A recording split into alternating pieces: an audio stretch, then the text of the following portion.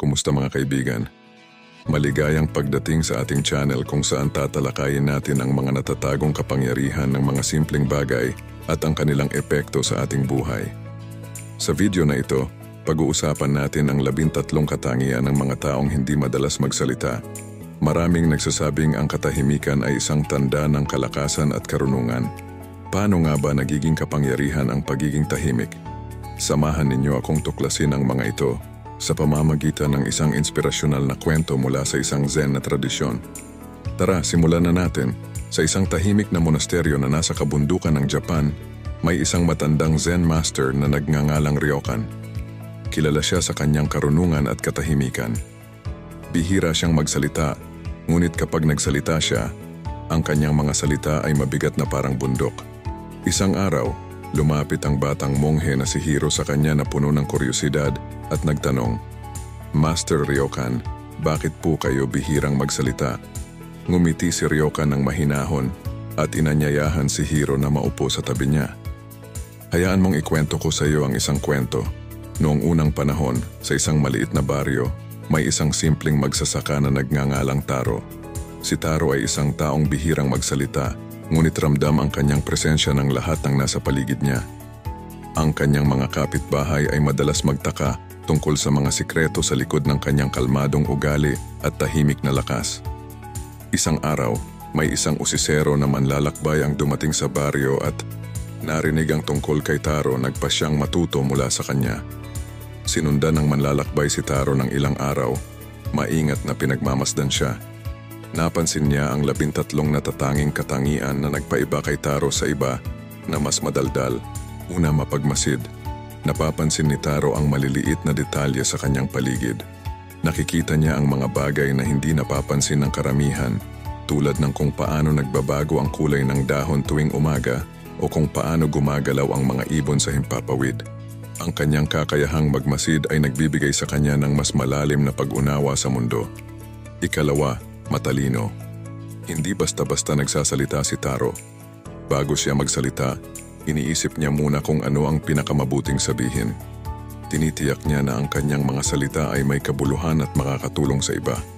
Dahil dito, kapag nagsalita siya, nararamdaman ng mga tao ang bigat at halaga ng kanyang mga salita. Ikatlo, kalmado. Ang kanyang katahimikan ay nagdadala ng kapayapaan sa kanyang paligid. Hindi siya madaling maapektuhan ng mga problema o kaguluhan. Ang kanyang kalmadong ugali ay nagiging halimbawa sa iba at natututo silang manatiling kalmado kahit sa gitna ng kaguluhan. Ika-4, nire-respeto. Dahil bihira siyang magsalita, mas pinahahalagahan ng mga tao ang kanyang mga salita. Alam nila na kapag nagsalita si Taro, ito ay mahalaga at may kabuluhan. Ang kanyang katahimikan ay nagbigay daan upang siya'y higit pang respetuhin ng kanyang mga kapitbahay. Ika-5, nakikinig ng maayos. Dahil hindi siya nagsasalita ng madalas, si Taro ay naging isang mahusay na tagapakinig.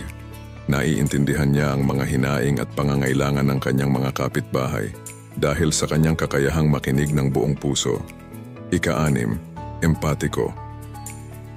Ang mas madalas na pakikinig kaysa pagsasalita ay nagpapasensitibo sa kanya sa damdamin ng iba.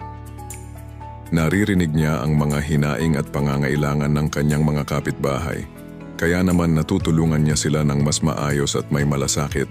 Ika-7, matiisin.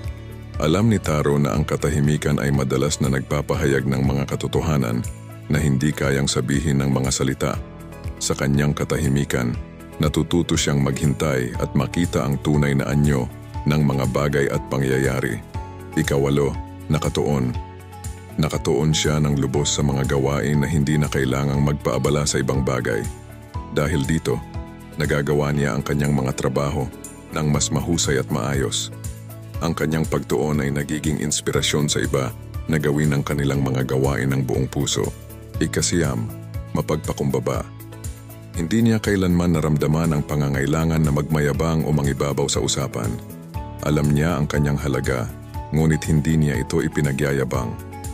Ang kanyang kababaang loob ay nagdadala ng inspirasyon sa iba na maging mapagpakumbaba rin. Ika-10, mapagkakatiwalaan. Ang mga tao ay nagtitiwala sa kanya. Alam na siya ay makikinig ng walang paghusga.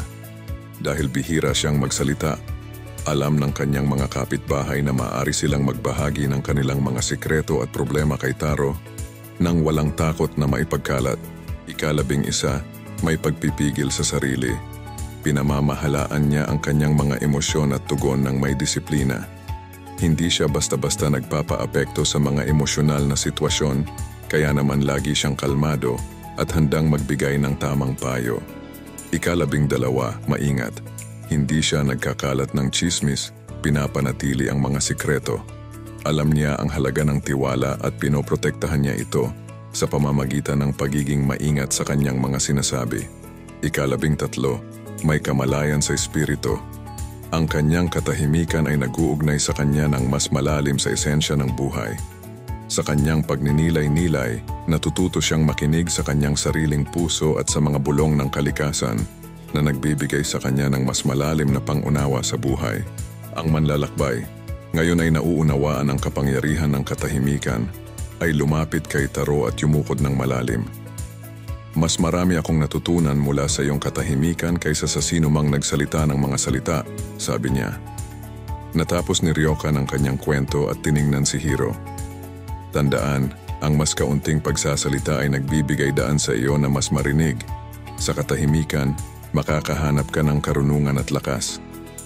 Mula noon, niyakap ni Hiro ang kapangyarihan ng katahimikan at naging isang matalino at nirerespeto na monghe.